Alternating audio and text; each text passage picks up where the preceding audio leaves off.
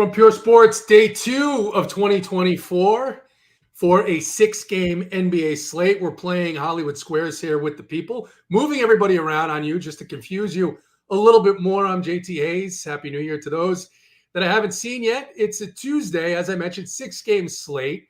We're going to get into it here in a second, but first, hit the like button. If you're not already a subscriber to our YouTube channel, subscribe to the channel so you can get updates of premium as well as free content. And if you're not a member, for some reason, at Run Pure Sports, 2 different codes. One is for our new guy, Andy. Andy or Andy15 gets you 15% off. If you feel like adding a couple of letters to that, just type New Year. New Year will also get you 15% off. So go ahead, do that. Hit the like button. We appreciate it. Tony, 6 games here on Tuesday night, and I went through this slate.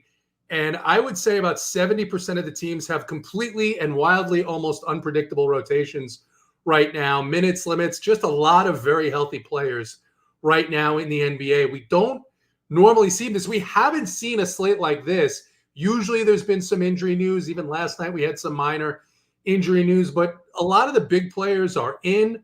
A lot of the rotations are full. A lot of coaches like Steve Kerr in Golden State desperately trying to find the right formula, which means it could be 24 minutes, it could be 36 minutes, it could be 12 minutes for some of these guys. How's your new year? What are your thoughts when you first look at a slate like this for a Tuesday in January? Yeah, first of all, 6 games is the sweet spot. I love 6 games. But you did a good job breaking it down because there's a lot of guys on this slate with uncertainty. And I do think Golden State has to be the most important team of the night, at least for me, where you have a few guys that are a little underpriced. And like you said, they're trying to find their way. I mean, they're a disaster. You saw them the one game, I forget which one, but last week, Clay and Curry sitting on the bench after the game, towels over their heads. They can't figure it out. The run is over, I think, but that means some of these young guys have to get a bigger role. I know Jackson Davis, stud in college, and he's kind of been our hero for the last couple weeks as far as NBA, getting more and more of a role. He's 4,600 tonight, so he's got to be one of the highest owned plays. But like you said, we got to find some different routes to go because a lot of these teams are healthy. Embiid even was banged up for a while. It looks like he's going to be good to go. Just a lot of bodies tonight that we got to sort through. Bryce, we're talking about Golden State. It looks like 2 of the highest owned players, Trace Jackson Davis, now starting at center. He's only 4,600, but the minutes haven't been super consistent. He just started last game. He looks like he's going to come in around 65% owned. Chris Paul also started last game. He's pretty cheap, but prior to the last start, he's been playing 24 minutes a game. How's your new year so far? What are your thoughts when you look at this slate? I mean, I was in Mexico for a week. I didn't play NBA. And I came back and I looked at the Jazz rotations last night and I was like, what is this? Like, what am I looking at? January. And then you look at this slate and it's like almost 3/4 of the team, same thing. Just a lot of healthy guys, a lot of different minutes. But I think that Big T is right. The Golden State situation, because of the ownership, because of the fact that it is the last game on this slate, one that we have to get right. What are your thoughts on the slate? How's your new year going? New Year's been a great start to the year. Had a really solid day in college football yesterday. Just kind of jammed in that was for the Washington Texas game. I think almost shipped the late slate. So that was a really good 2-gamer. We're going to follow that up with a really good national championship game. I know we'll have a show for that. Not much college football left, but the contests for that are always super good. And like, you get people that normally don't play college football, especially college football showdown, which is a wild game. So, it should be pretty soft money there. And then NFL, I was able to finish off the year in 2023 with a solid day. Cash teams did really well on both sites. I think if Lamar didn't go absolutely insane, I would have shipped a ton on FanDuel, but because I had Hurts there. But I was looking pretty dead at halftime, and yeah, that ended up working out. Got some great football week 18 this year. I feel there's a lot more games that matter since they switched to the divisional like everyone plays a divisional opponent in week 18. So I feel a lot more of the games matter this year than normally do, which is kind of fun for like a week 18 slate. In terms of NBA, Trace Jackson Davis is popping simply because there's no other cheap guys. Like, if you look at this slate, there's not really any injuries. The rotations are full. Like, even though DeAnthony Melton's out and Embiid's back, so like all the Philly guys are overpriced.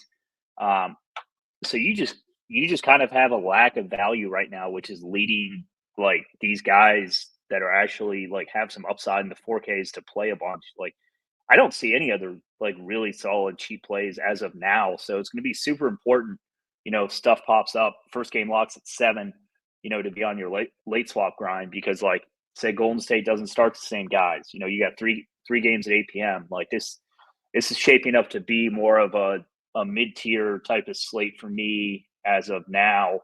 But that's obviously subject to change based on news. Day after New Year's, who knows if these guys actually want to play or not? Maybe they're all partying a bit too much, sleeping until noon. It's the NBA players. You guys are wild. You never have any idea if they're going to play or not. NBA players, UFC fighters, Tyron Woodley is trending on Twitter. I'm not really sure why. Apparently there's a video involved. But anyway, hit the like button. We're going to go ahead and get into this slate. We've got a lot of our regular viewers here. The Chosen Nick is in. The Kid, of course, pointing out the problems and not trying to contribute to the solution. We expect nothing more or less from you. Derek Ringering, of course, Bean Air is here. So go ahead. If you have questions in the chat, if you have questions on your mind, for the most part, don't go crazy, but go ahead, drop them in here. It's only 6 games.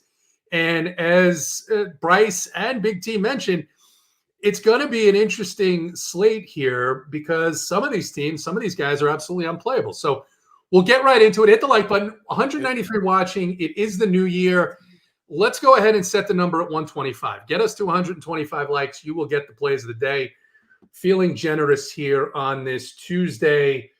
Big T, we'll start with you here. The first game of the night, Chicago at Philadelphia. As Bryce mentioned, overpriced players on the Philly side because Joel Embiid is back, but you do have 2 fairly consistent rotations here. So at least generally where the minutes are coming from in this game. Philly favored by 10, 223.5 total. Long injury report for Chicago. Batum is out. I didn't even know he was ever in. Zach LaVine and Nikola Vucevic remain out. On the Bulls, on the Philadelphia side, they've picked up some new players because DeAnthony Melton, Robert Covington, and Furkan Korkmaz are going to be out. Big T, I don't think you have any interest in Quavion Smith or Jaden Springer or Kenneth Lofton, but they are all in, as is Ricky Council and Joel Embiid. What are your thoughts here? Our boy Kenny Lofton plays for the Sixers now. I love that guy. So he was cut by the Memphis Grizzlies because there's a rule you can only have 35 players on your bench, and the Grizzlies actually had 35. So Kenny Lofton had to go somewhere else. Philly generously picked him up. Little known fact, he's the only guy fatter than me. And Zion's fatter than me too. But Zion and Kenny Lofton are the only 2 fatter guys than me in the NBA. I'm pretty sure Zion is 2 of you. Zion is massive. Massive. But this is almost, I know you guys both talked about it already. It's almost like a playoff slate in the way that your value plays are literally going to be similar to this game. Like Patrick Beverley's 3,900 on DraftKings. He's not in play on most slates at that, but on this slate, you have to consider guys like that because there's literally no value. Marcus Morris is 4,200. Those guys are in play on this slate just because of that. And like Bryce said, it's nearly impossible to play a guy like Embiid, especially coming off. He was banged up. It's literally, he projects better than almost anyone on the slate, but it's really hard to get him just because there's no value. So for me, I want to trust some of this mid-range a little bit. Even Oubre doesn't project very good, but it's just the price. An opportunity in there. These guys are going to get shots with Embiid back. Oubre should be a decent play. Tobias Harris at 7,400, Maxey at 9K with Embiid in there. These prices are really tough to get to. Tobias Harris at 7,400 is nearly impossible for me to click with Embiid and Maxey in there. You're just really having a hard time with it. And then the Chicago side, I think, is a little easier.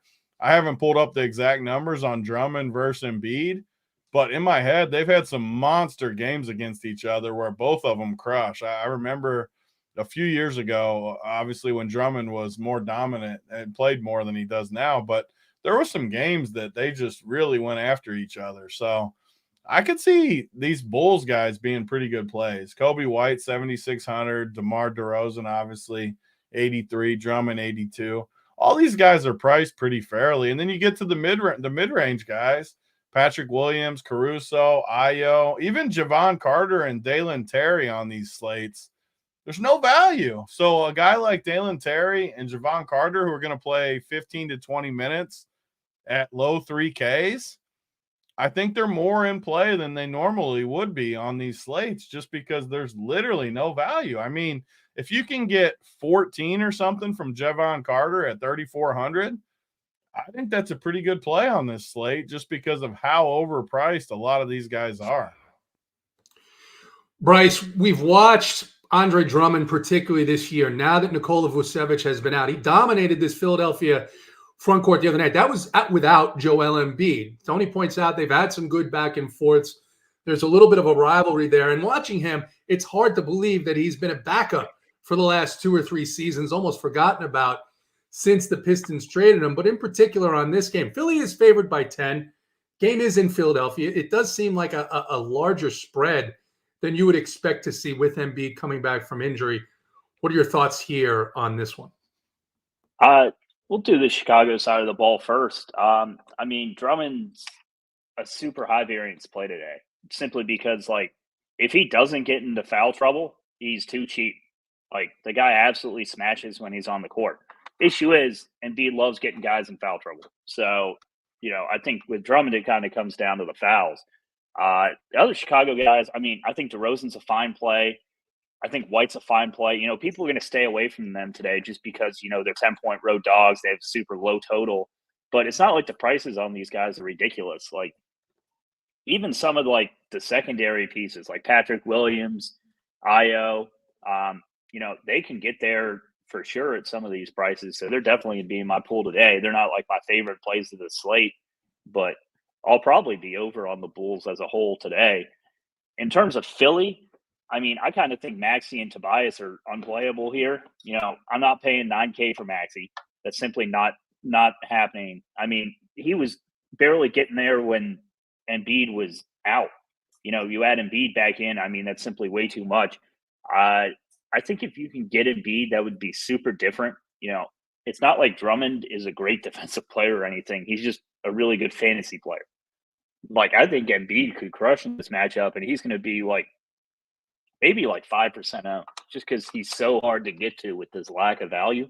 So if you're playing him, say you're playing 10%, you're going to be over the field. I don't think that's an absurd stance to take in tournaments. I wouldn't touch anyone from this game in cash personally. And then, with Melton out, it kind of brings me to these cheaper Philly guys that can still get there. Like Maxey and Tobias, it's really hard for them to get there with those tags, but Oubre could get there. If Patrick Beverley starts, I think Patrick Beverley is a great play.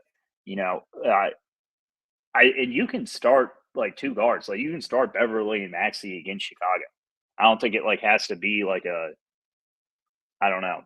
Marcus Morris or a Batum type of guy. You have enough size on the court with Embiid, Oubre, and Tobias. So you can run a 2-guard lineup with them pretty easily. I would probably expect it to beat Beverley.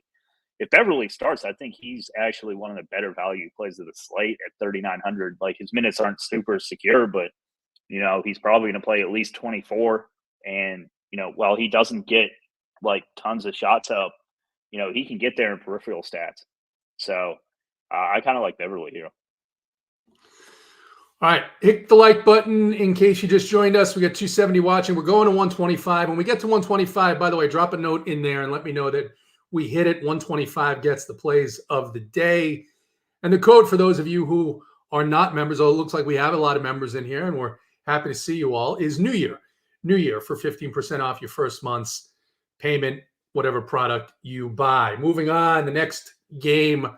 Bryce, Brooklyn at New Orleans. New Orleans favored by 6, 228.5 total here. Dorian Finney-Smith is back for the Brooklyn Nets. Lonnie Walker remains out. On the New Orleans side, basically fully healthy. Trey Murphy is questionable.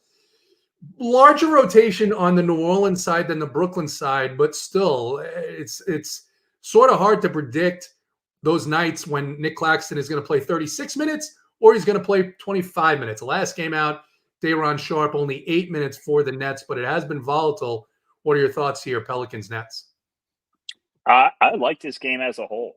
Like, we've been talking about the lack of value. So, like, if you want to get some mid-tier, like, secondary type of studs, like a Bridges, Zion, Ingram type, I think those are fine. I mean, Zion's fat as fuck, but he can still get there.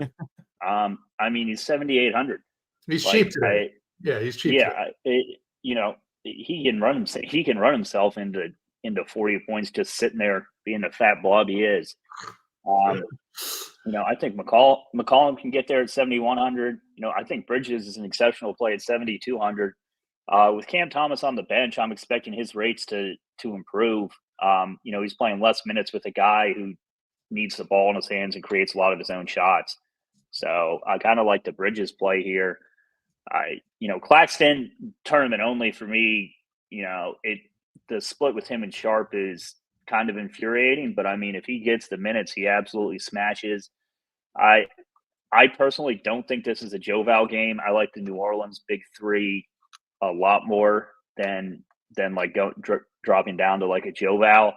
I don't think Dinwiddie or Cameron Johnson are the worst plays either. I'm just going to be over on this game as a whole. The one thing that would worry about me a bit with Bridges is, he probably gets Herbert Jones, who's one of the better defenders in the league. So that would be the only thing that would keep me off Bridges in this spot. But, we're talking about mid-tier players. It's really good to live in this 7K range on this slate, just because, you're going to get guys who are going to play 35 to 40 minutes as opposed to, having to take shots on some of these super cheap guys. Big T, Zion waiting around the basket for crumbs to come down at 7,800 is an intriguing play here. What are your thoughts, Brooklyn and the Pelicans? One of the closer, at least implied, games on the slate. Yeah, you guys bring up a bunch of good points. There's a lot of plays in this game that a couple of them I think are actually going to be lower owned too, but I'll start with New Orleans. Like you guys said, CJ McCollum, Zion especially, Ingram. These guys are going to be great plays on this slate. Just they're priced fairly. There's a lot of guys that aren't priced fairly. I mean, like, for example, Tobias Harris is in this price range. Yeah. You're not playing Tobias Harris over Ingram, Zion, even McCollum. Like, you're just – at least I'm not. Like, I don't see how you could really do that. I agree with Joe Val. I think two of the better plays on this entire slate are Larry Nance Jr., who played 23 and 25 minutes the last two games, 29 fantasy points both games. So that gives you upside. And he's 4,200, that price tag. Like, that price tag means a lot on this slate. And Jose Alvarado, too. I know his minutes are super up and down, but he's 3,500. He's very cheap. And we've seen him so many times go for like 25 in 20 minutes. He just does it a lot. So everything's slate dependent. This is a lower game slate with only 6. I think these guys are good plays. Even Najee Marshall at 3,900 plays 20 minutes some nights. I mean, 22, 20, 21. A lot of nights he can get there. So, and we know New Orleans goes deeper in the bench at times. So I think these New Orleans bench guys are pretty good plays, 35, 39, 42. Even Herb Jones, who's not my favorite fantasy guy, but he's 4,900. Trey Murphy, 5,400. I think he's questionable, but we'll see if he's in there. New Orleans is probably my favorite team on the slate as far as a whole. There's just everybody on the team even Joval. I don't like Joval, but his price is fair at 6,600. He's not overpriced. So everybody on that side. And then the Brooklyn side, I struggle with way more. So a few slates ago, Mikal Bridges was like the highest owned in a slate like this, where he looks cheap on the surface. He's just in a shooting slump, though. Like, even last game when he had 44 points, he had 3 for 10 from the arc, 8 for 20 field goals. He just had 7 boards and 7 assists. Like, if he's going to get those peripherals, he's going to get there again. But I actually don't like him as much as the projection will. I mean, he's going to get projected very nicely because his price, we're used to him being 8K. He's 7,200. So it feels like the price is cheap on a slate where no one's going to play. No one's going to want to get off of this mid-range. Like, everyone's, for some reason, the ownership says like 12%. I think it'll be way higher just because he's underpriced. And I just don't. And then Bryce brought up a good point about Herb Jones on top of it. I think he's a guy that I want to get off of in tournaments. I just think he's going to be more I think he's a safe play. Put it that way. Like, I guarantee he's a great cash play. I'm sure Bryce would say. But in tournaments, I think he could easily bust at a high ownership. So the rest of Brooklyn too. I mean, I just don't see anything on Brooklyn that sticks out to me. All the good plays are on New Orleans for me. Couple of things when it comes to the ownership projections. They are projecting right now that the two guys on Golden State, Chris Paul and Trace Jackson Davis, are going to be in the 50 to 60% range. The projections, at least right now, also have Ish Smith high on. Now, that changed because Terry Rozier is now probable for tonight's game, whereas last night he was ruled out and said he was unlikely to play today. So I think there's some value plays that are baked in. I do think the Golden State guys are going to be popular, and that's going to be an interesting thing to talk about when we get to that game. Beanair is finding a lot of value on this slate. I don't want to comment on that. Jake Swales, thank you very much. Yeezy, congratulations on that big NFL win. I think that was last week. Came in the top 5 in one of the single entry contests. Very nice. There we go, Yeezy. Very nice to see Yeezy, a guy who's here with us almost every show. So we thank you for your support. 319 watching. We need to get to 125 likes, and we're on to the next game. Next game, tough game, right? Big T, San Antonio, Memphis, massive rotations. Memphis favored by 11.5, 236. Only injury news here is Keldon Johnson is probable. Two very fully healthy teams, and price considered. 2 weeks ago, my favorite play in this game would have been Victor Wembanyama at 8,500. Now, he's only playing 24 minutes. That number should go back up, especially with Zach Collins out. But they dusted off Sandro last game for 20 minutes. Do you have anything here on either side? John Morant still remains pretty cheap, but now Marcus Smart is back. Anything in this game that you can see? It's a nice, healthy total, but completely volatile in terms of the rotations. The Spurs are like my least favorite team in the NBA. They just have so many guys. And it's so annoying that they're doing this with Wembanyama, who was amazing for like 3-4 weeks. They put the wheels on, and it's even insane how good. So you said 24 minutes. He went for 61 in 24 minutes 2 games ago. Against Portland. Absolutely absurd. Yeah. Would have been nice to see 36 to see if he got to 100. Yeah. I mean, he would have got 100. Like, it's just absolutely insane how much ability he has. 7 blocks. 5 blocks, 6 blocks. So even though he's only playing 24, don't get me wrong. If I play one team, I'm not playing Victor Wembanyama. But if I play 150 teams, I think you could still play him just for that upside because he's going to have bad games for sure. He's going to have games where Pop plays him 24. He gets in foul trouble. He scores, 30 fantasy points. But he's also going to have games where he just nukes. And maybe Pop occasionally gives him a little increased run just here and there randomly. So I definitely think in tournaments, you can always leave Victor in your player pool. But the rest of the team is totally out of play for me. I don't see how you could really go with anyone outside of Flyers. And then the Memphis side, I like the top. I mean, John Morant, the Spurs have always been one of the worst against point guards. Although, I mean, having Wemby be back there and alter shots does help a little bit, because what happened in past years, it was just a turnstile. If you played the Spurs, you just went straight to the rim and dunked it or whatever you did, dumped it off for a 3, whatever you wanted to do. Now at least they got the Wemby effect where he can alter some shots in there. But guys like John Morant are always going to be in play versus the Spurs. 9,700 is a little expensive for me on this slate, but he's a good play. Desmond Bane against the Spurs, good play. Jaren Jackson's actually my pivot off of like a Bridges. I know they're not the exact position, but they're the similar price range where I think Jaren Jackson's just so much better with John Morant that I think he gives us a decent amount of upside, and he hasn't shown it. He's been bad, but against the Spurs, I think he actually matches up good against a guy like Wemby too, just because he can just beat him through sheer like drive athleticism on him. But I don't love anyone else. Marcus Smart's playable at 5,800 just because, again, the pricing's bad. Bismack at 3,800 just because of the price. Same with all these 4K guys. I mean, Santee, Luke Kennard, they just have so many guys, but at least they're around that 4K mark where, again, like you guys said, there's no value tonight. So, well, no value unless you're Binair, who has all the value, guys. All the value. He's going to play Duarte and Luke Kennard. Binair, do me a favor. Make yourself useful. Let us know how many likes we have because you're going to need help with this slate if you're playing Luke fucking Kennard. He's the ultimate condom play for sure. Oh, anything else, Big T, on Memphis and San Antonio? No.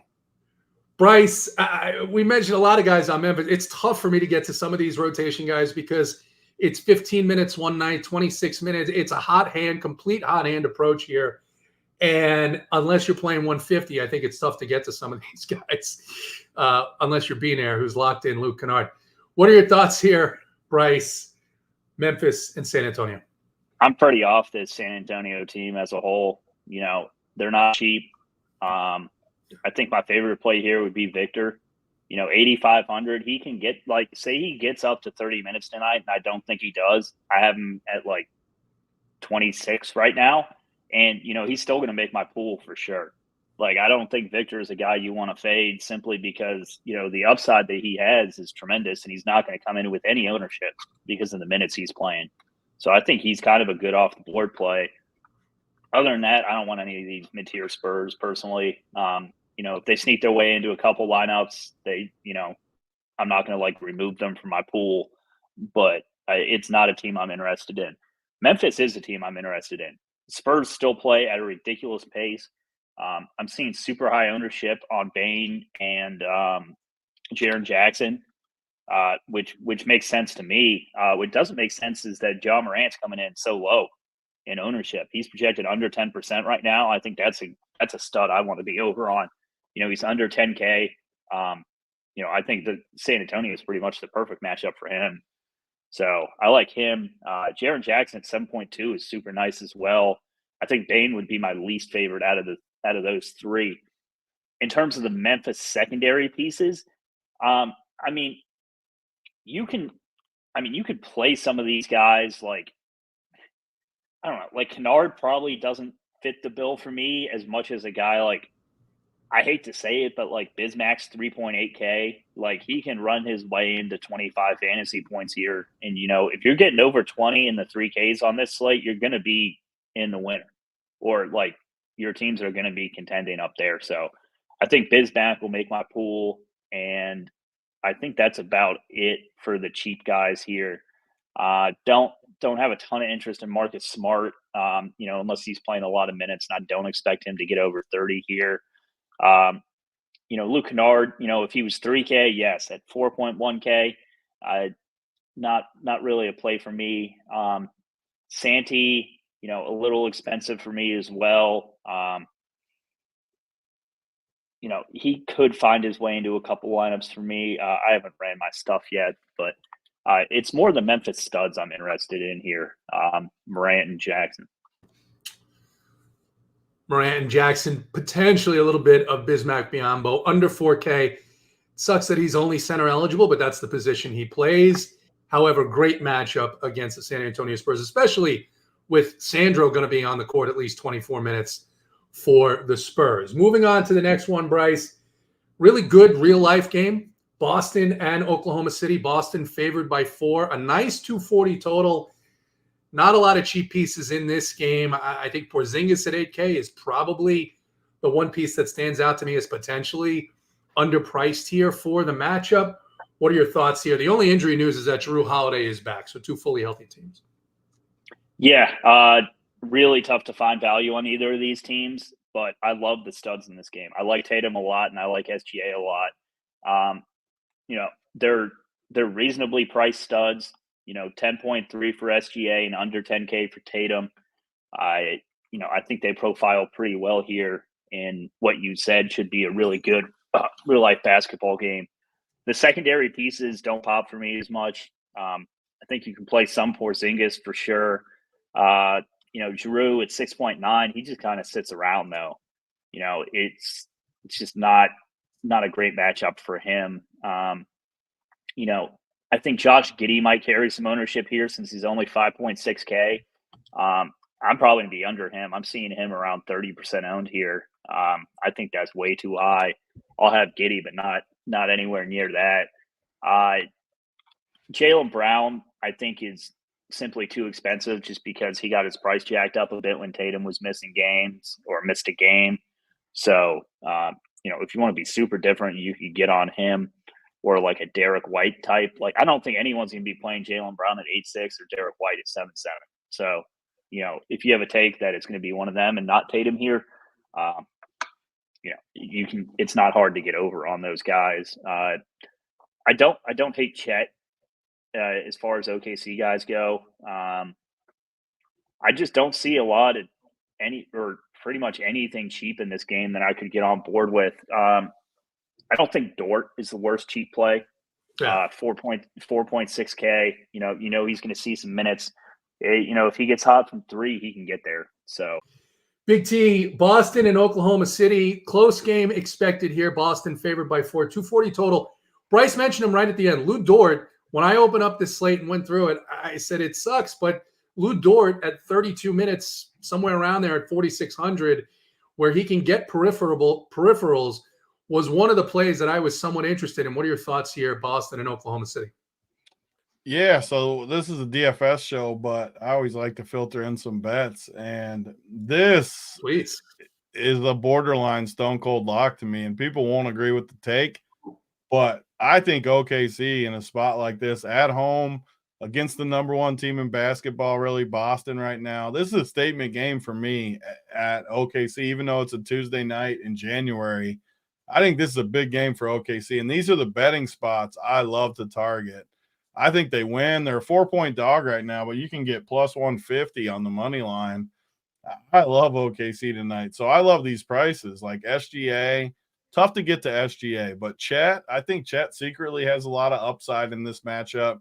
Jalen Williams has been good. Giddey, I don't like as much. Lou Dort, I hardly ever play Lou Dort, but I mean, like you guys said, he's 4,600. He's going to be on the court a bunch unless he gets fouls. I think he's a great play tonight. I really like the starters from OKC. I think they really play a good game tonight and hit some upside. Play Boston tough. I mean, Boston's back at full strength tonight, I believe, right? I think they got everyone in there, but that's good. I want them to have everyone in there. OKC is going to want to make a statement here, and I like the OKC side a lot, which means I should like some Boston at least a little bit. The issue I have is just the pricing. I mean, like Schlong said, Derek White, 7,700 on a full strength team. I mean, that's tough. That's a tough price point.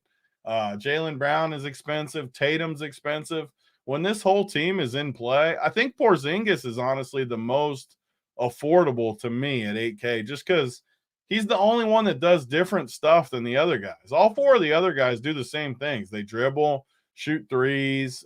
None of them are really creators that much. I guess Drew is a little bit of a creator, but they're all very similar players. Whereas Porzingis does a lot of the other stuff. He can rebound, block shots, hits threes too, all that stuff. So it's actually Porzingis I'd rank the highest there.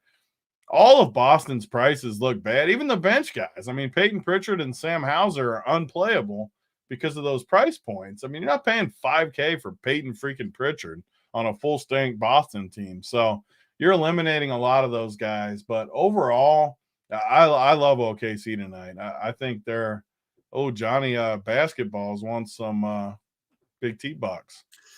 Johnny Basketballs has a lovely little avatar. What is the avatar? It's a guy with a backwards hat, clearly a basketball fan, and he wants to bet you and take Boston. I like All that. right. So that's why they call Kristaps Porzingis the unicorn, is because he does things that the other players don't do, won't do, whatever. But we'll move on. Hit the like button, by the way, even though we got to our number. It's always nice to see that number climb.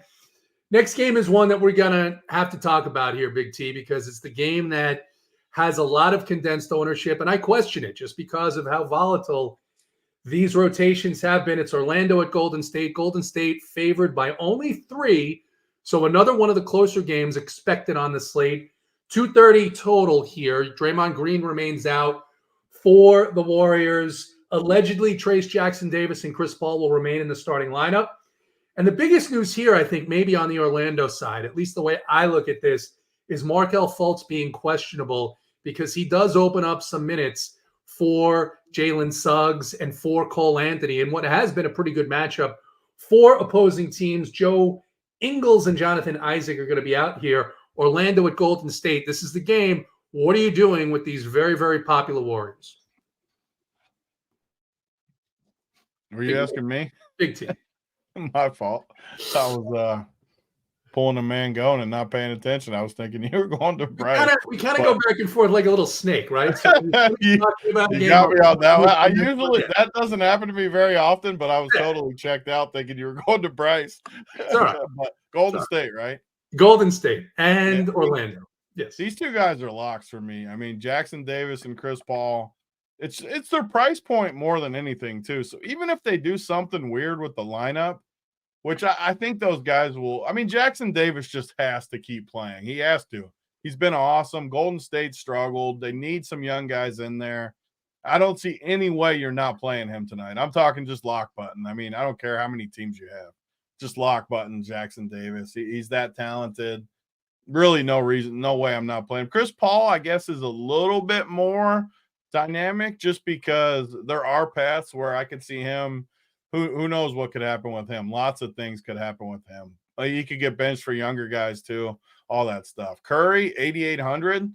I don't usually play Curry, but you're getting a discount there, and this team wants to turn it around. So I could see playing him. Clay's been decent at 61. Pods at 6K. I mean, he's got to be one of the younger guys that has upside.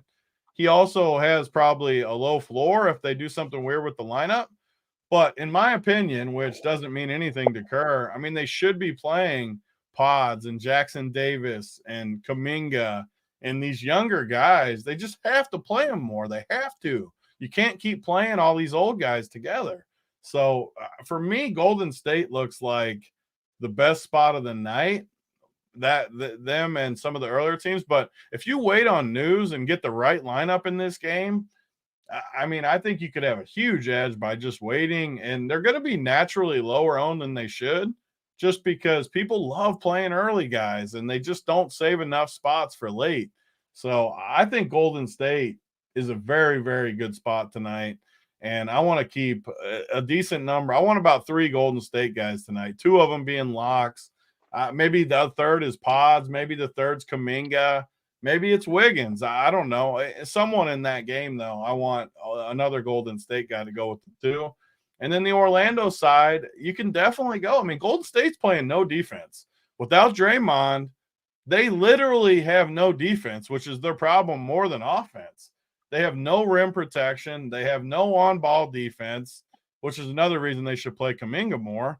But they just don't have any defense. So guys like Paulo and Franz and these guys, they're going to live and get whatever shot they want all night. So I think you can definitely play these guys too, mainly Paulo and Franz, just the way the matchup sets up. But you save some spots for this late game, you're going to be cooking. And even these Orlando guys are somewhat cheap for this slate. Suggs and Cole Anthony, Goga if he starts. Wendell Carter looks like he's going to be bad. But Wendell Carter is cheap too. So whoever starts for Orlando, I think is more than in play in this spot. Even guys like Gary Harris are somewhat cheap on this slate. So I actually love this game. I'm perfectly fine keeping a bunch of roster spots for these late guys. Bryce, Tony's locking Trace Jackson-Davis and Chris Paul. It's tough when you look at the rotations, when you look at the volatility of minutes game to game, whether or not Steve Kerr should be playing these guys. he hasn't always been playing these guys, and it's tough for me to get behind a one-game sample of Steve Kerr, who's become a very volatile coach here as the results have changed. The one thing, Carson Lambrick brings this up, Klay Thompson is just 6,100. Is coming off one of the poorest shooting nights of his career, but you have to expect that's going to rebound. At least the price on DraftKings is enticing. Are you also going to lock at least two guys in this Warriors lineup? I haven't decided if I'm locking Chris Paul yet, but I don't see any way to avoid Trace Jackson Davis on the slate. Like, he's going to come in at 50% owned, and Probably I definitely want to be over. I want to be over him. So he's probably a lock button play to me.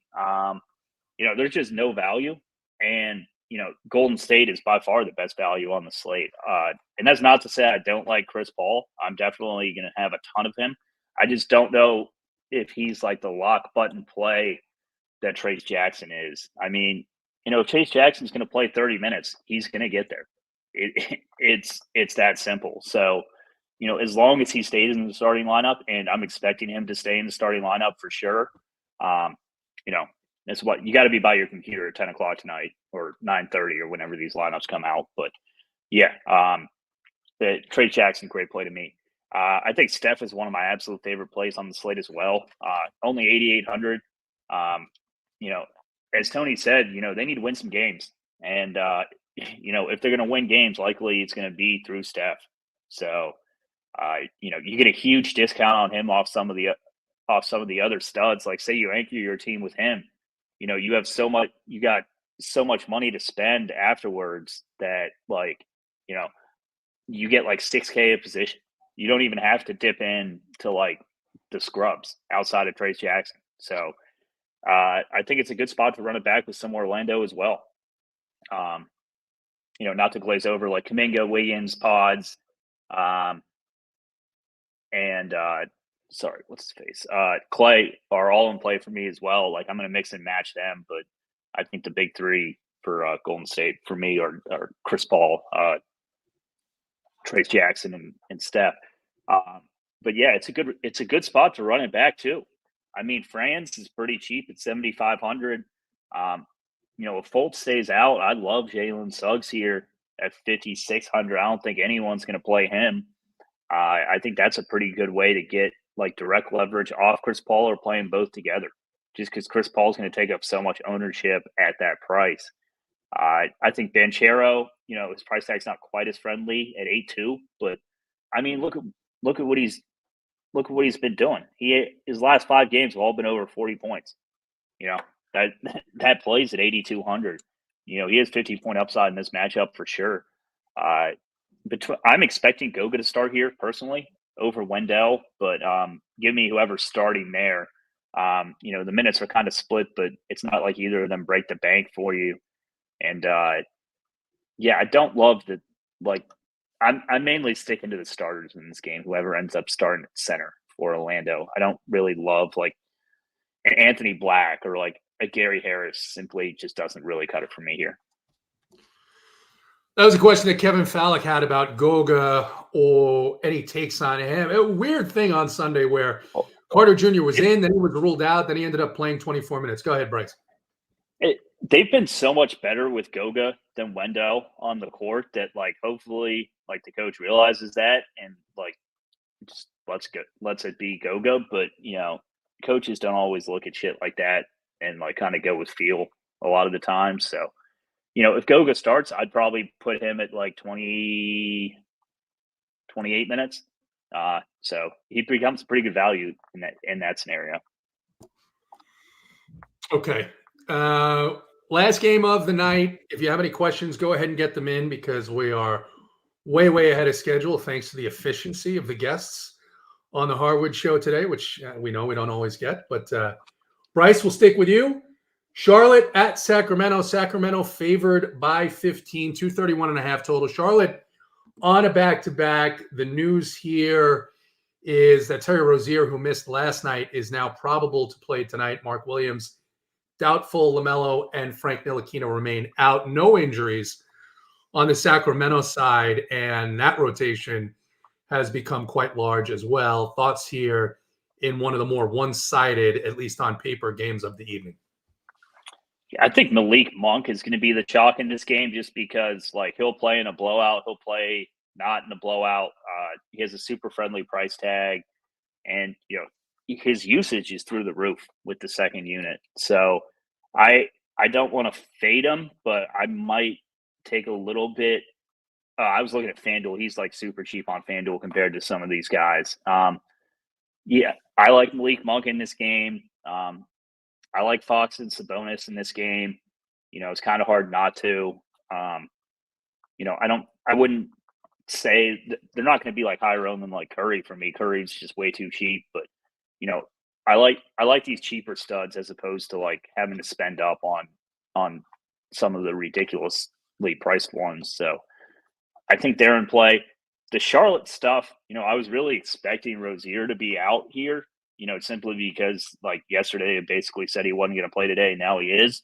Right. So, a midday upgrade to probable likely means he's playing. It kind of takes me off some of the Charlotte value here. There's not a ton I like on that side of the ball. I think my favorite would probably be Nick Richards. Like Rozier in doesn't really affect him as much as it does like the guards and, guys who are going to be shooting jumpers. At least on DraftKings, all of Charlotte getting price rises today after a fairly dreadful performance outside of Miles Bridges against the Nuggets last night. Big T, just some news before we get into your thoughts on this game for the Philadelphia 76ers. Nick Batum will still remain on a minutes limit. Joel Embiid, according to Nick Nurse, not going to have any minutes limit tonight for their matchup against the Bulls. But what are your thoughts here, Sacramento and Charlotte? Yeah, I mean, this game looks much more overpriced than the other late game, Golden State. Looking at the Charlotte prices, like you just said, JT, I mean, there's just no price on the whole team that sticks out to me. Even the guys that you can play, you're not like super excited about. I mean, some of the guys at the top, Miles Bridges, I love Miles Bridges as a player. I love him as far as upside, but 8,100. I mean, that's just a tough price point to get to. I've played Cody Martin a little bit since he's come back. 5,100 is just tough price point. Nick Richards has been good. He's 6K. I mean, these price points are just tough. I mean, Brandon Miller, great. He's shown upside and done different things at times, but 6,700, that's just a crazy price point. So I don't see much from Charlotte that I like. And then the Sacramento side, I mean, they literally have 6, 8. They got like 14 guys projected for me tonight. I mean, there's just so many guys. I'm not a Malik Monk guy, really. I can see why people would play him on FanDuel just because he's so cheap. DK, he's only 6,100, so somewhat cheap there. I like the matchup. I just don't love the price. And you got so many wings. Keegan Murray, Harrison Barnes, Trey Lyles he's not a natural big. He's more of a stretch 4. Duarte, I mean, B. Nair was talking about Duarte. I couldn't imagine paying $4K for Duarte. Herder's kind of taking a step back this year. He's 4,700. Don't love that. As much as I like the Golden State game, I just don't see it with this game. I mean, you can play Sabonis and Fox at any time, but I don't want to pay those prices for that. I mean, on this slate where there's no value, really, I don't need 9,700 Domantas Sabonis. It's just not something that I need on this slate. So for me, I think this game is pretty much a pass. I just don't see it. Binair saw that Chris Duarte started last game, and he got excited thinking that there's any consistency in Sacramento. Binair, there is not. He probably doesn't start.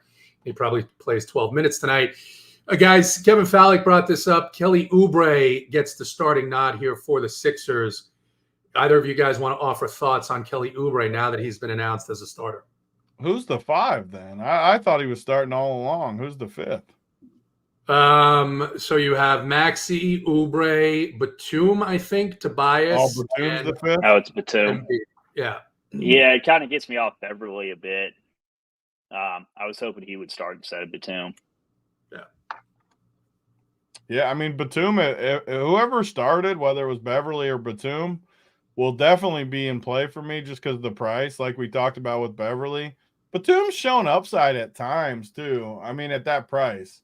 Don't get me wrong. He had 32 the one game versus the Lakers when he started. He played 29 minutes too. And like he's played minutes. When you play, if Batum starts, like you guys say he is, I mean, he's going to get you 25 minutes or 30 minutes. And that's a lot on this slate at 4,200. The problem is he's old and he kind of sucks these days, but it's a tough slate. I mean, 4,200 is decent for him. He is. So we don't know the exact minutes limit, but he is going to be on a limit. And when you talk about a guy like Batum in the first unit on Philadelphia, there's not a ton of usage there for a guy like him. You're looking for rebounds, the steal, the occasional score, but there is a minutes limit there.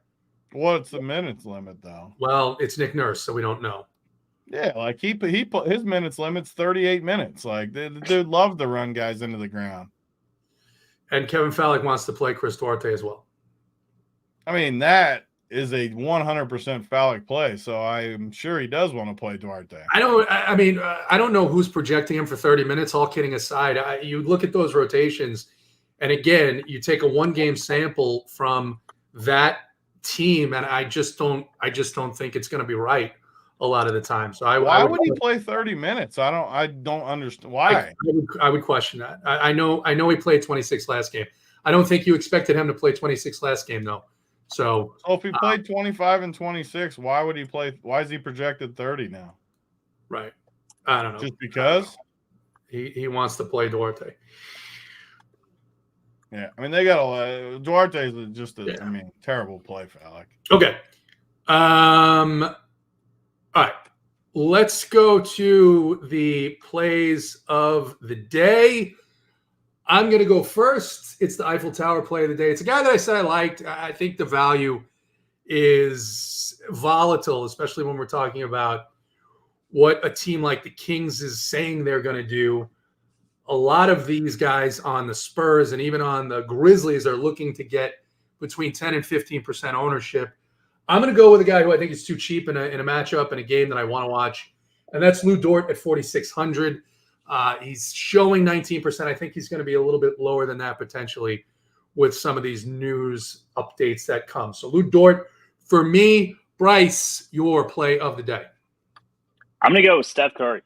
I think he's a really good anchor to your teams. I think it naturally, like say you set a limit to 3 or 4 Golden State guys, naturally gets you off some of the Golden State chalk as well. 8,800 is simply way too cheap for me. 8,800 for Steph Curry. Big T, the workbench play of the day. Who is it going to be? I can't with Brandon McNair. Luke Kennard is not outscoring him. Go away. Who's the workbench play of the day?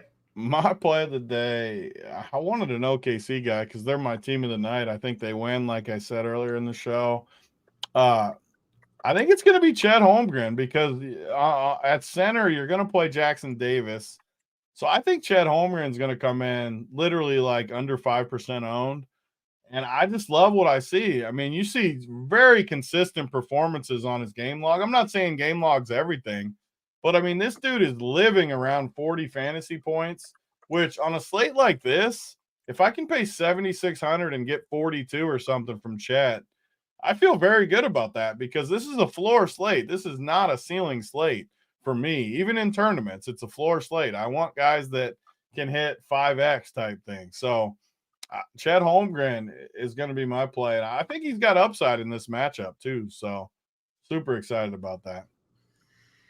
Chet Holmgren, Steph Curry, Lou Dort, who is definitely going to outscore Peyton Pritchard, Johnny Basketballs. Thank you very much for stopping by. Guys, good luck in your contest tonight. Get on over to the Discord. There will be the core plays going up, the cash chart. Bryce, I'm sure, already has at least it mostly done, if not completely done. Travis is on cash chart today. Who is? I get it. Mangone's on the cash chart today. He does Tuesday, Thursday. I do Monday, Wednesday, Friday, and then we kind of split off on the weekend. We're talking together and whatnot and doing it together, but he's the one that actually puts it up. So, all right, we don't want to overcredit Sweet Travis. His ego. Never give Sweet Travis too much credit. For For Bryce, for Tony, good luck in your contest. Visit us in the Discord.